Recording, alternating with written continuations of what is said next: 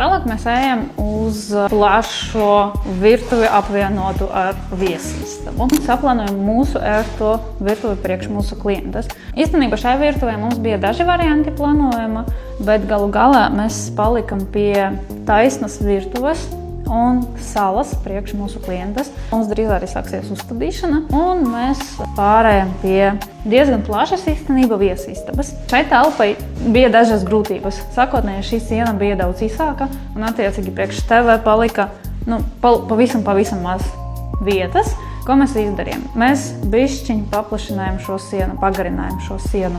Uztaisījām viņu garāku, līdz ar to mēs varam arī lielāko TV uzlikt pie sienas. Tad mums būs pie šīs sienas kaķu siena, lai kaķi var rapot un skatīties, kas notiek apkārt. Un tad divānu zona, divānu grupa ar kafijas galdiņu. Šeit telpai, kas ir interesanti, ko mēs vēl izdarījām, šīs divas sienas plānojas no dekoratīvā apmetuma. Šis viens no tādiem grūtākajiem aspektiem šajā projekta, kas radījies mūsu klienti, jo izrādījās diezgan grūti piemeklēt īsto toni materiālam.